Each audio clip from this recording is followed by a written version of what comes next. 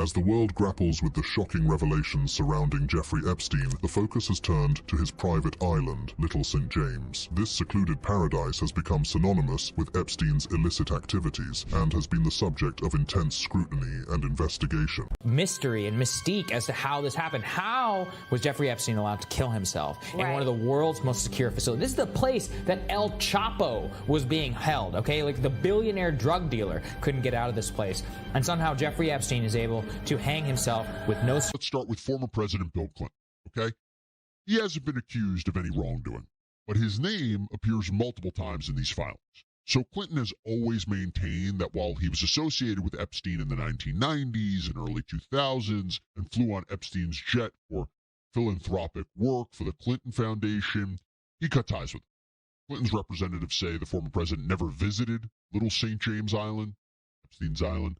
Clinton's team said that he didn't know about Epstein's, quote, terrible crimes. And more recently, a Clinton spokesperson told CNN that it has, quote, been nearly 20 years since President Clinton last had contact with Epstein. Maxwell wasn't too happy about this lawsuit because back in January 10th, 2015, when she emailed her press agent after he had called Jeffrey a liar, she wrote, quote, I have already suffered such a terrible and painful loss over the last few days that I can't even see what life after press hill even looks like. Statements that don't address all just lead to more questions. What is my relationship to Clinton? Andrew, on and on. Let's rest till Monday.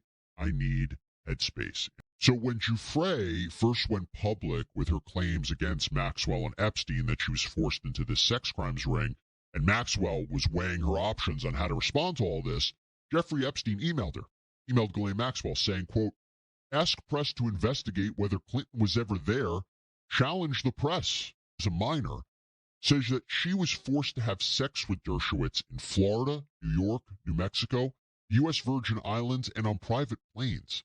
The documents also claim that Dershowitz was an eyewitness to other sexual abuse as well. There was the testimony of two housekeepers of Epstein. They testified that Dershowitz came pretty often to Epstein's Florida mansion and got massages while he was there.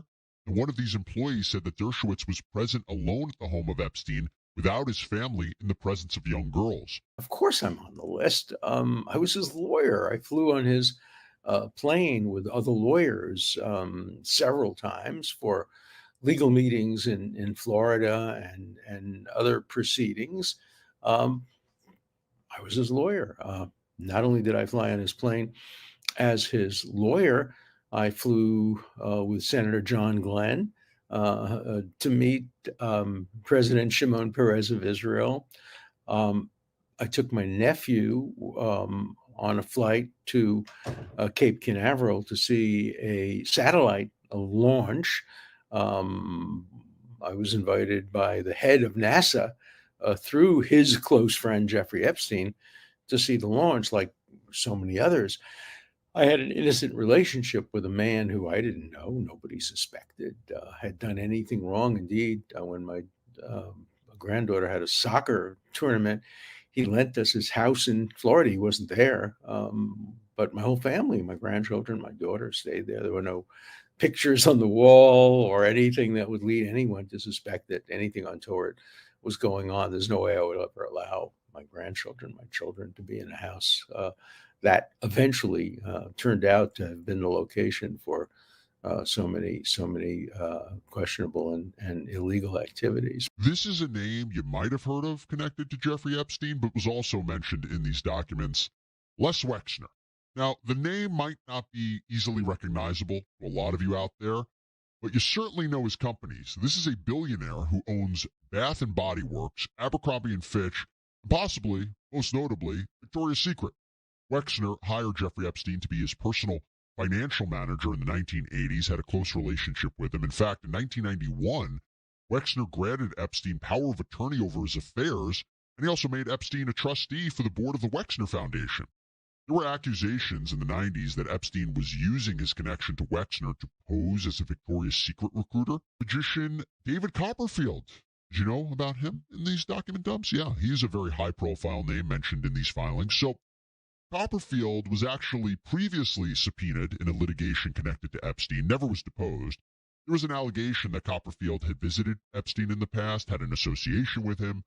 But back of one of Epstein's former employees, Sarah Kellen, she's asked about Epstein's relationship with Copperfield and whether he was part of the sex trafficking ring. Namely, would Copperfield provide Epstein tickets to his magic shows, his illusionist shows, to be given out to young women?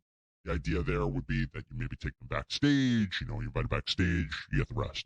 Well, Kellen asserted her Fifth Amendment right not to self-incriminate herself, and she didn't answer the question.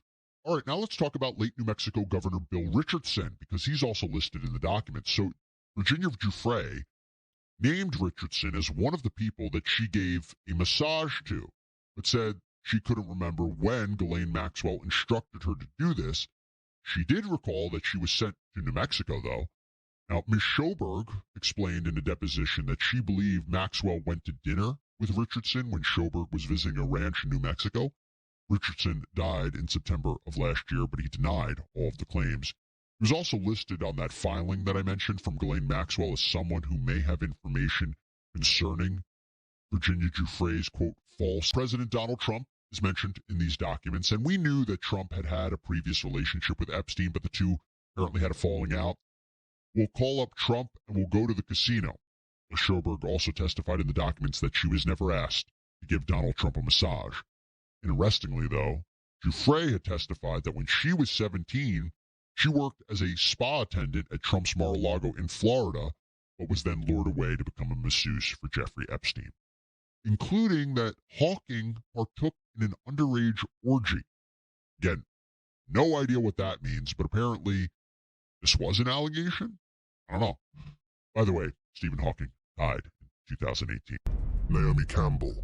Naomi Campbell, known for her illustrious career in the fashion world, has long been a prominent figure. However, her association with Epstein's Island has raised eyebrows and left many wondering about the extent of her involvement. The iconic supermodel known for her glamorous career has found herself at the center of a scandal that has rocked the world. Allegations have emerged linking Campbell to the disgraced financier Jeffrey Epstein, who was accused of sex trafficking and abuse of underage girls. The release of the documents in 2024 has brought new attention to the island and the individuals who visited it. According to these documents, Naomi Campbell's name appears among the list of visitors. It is important to note that the release of these documents does not imply guilt or direct involvement in any illegal activities. Chris Tucker. Before Chris Tucker became a household name, he had a humble beginning in Atlanta, Georgia. It was a trip that aimed to tackle important issues such as democratization, empowering the poor, citizen service. Little did Tucker know that this trip would forever link his name to the controversial figure of Jeffrey Epstein. Tucker's reported use of Epstein's plane for the Africa trip was thought to be his only link to the financier. It's a reminder that being associated with someone doesn't necessarily mean involvement in their activities. Fans had rightly pointed out that assumptions should be approached with caution. Chris Tucker's name being in Epstein's contacts doesn't automatically make him guilty. Kevin Spacey. Yes, Kevin Spacey was John Doe in the movie Seven, and on Epstein's list as well. After honing his craft at Juilliard, Spacey embarked on his journey in the entertainment industry. He quickly made a name for himself in the theater world, captivating audiences with his exceptional talent and versatility. Spacey's breakthrough came when he transitioned to the silver screen. In 1995, he delivered a mesmerizing performance in the crime thriller The Usual Suspects, which earned him critical acclaim and his first Academy Award for Best Supporting Actor. But Spacey's success didn't stop there. In 1999, he stunned audiences with his portrayal of Lester Burnham in the iconic film American Beauty, for which he won the Academy Award for Best Actor. Alongside his film career, Spacey continued to shine on stage, winning a Tony Award for his role in Lost in Yonkers. His talent and dedication to the arts were further recognized when he became the artistic director of the renowned Old Vic Theatre in London in 2004. In 2017, multiple individuals came forward with shocking accusations against Spacey, leading to his removal from the hit TV series House of Cards and the reshooting of a film in which he had a role. These allegations not only tarnished Spacey's reputation, but also had legal repercussions. He faced charges of felony sexual assault and found himself entangled in legal battles, both in the United States and the United Kingdom. Despite denying the allegations, Spacey's career suffered a significant blow. He was dropped from projects, faced public backlash, and experienced a decline in his standing within the entertainment industry. The impact of the allegations was far-reaching, affecting not only Spacey's professional life, but also his personal image. His controversial Christmas Eve videos, in which he addressed the allegations, further fueled the public's scrutiny. We know exactly who benefits from Epstein's fortune. First is the late Epstein's 30-year-old girlfriend, Karina Shuliak. Epstein dated Shuliak for several years up to his death and financially supported her in a number of ways, including helping to pay her dental school tuition. Though Shuliak has denied commenting to the press about her association with Epstein, the New York Times reported that she is one of his largest beneficiaries. Shuliak stuck by Epstein to the end and was the only person to receive phone calls from him while he was in Yak. The second person who likely benefits from Epstein's estate is his brother Mark. Though this remains unverified, the fact that Mark Epstein had at least one business with his late brother and that he offered his condo as collateral for Epstein's bail point to the fact that the siblings were on good terms.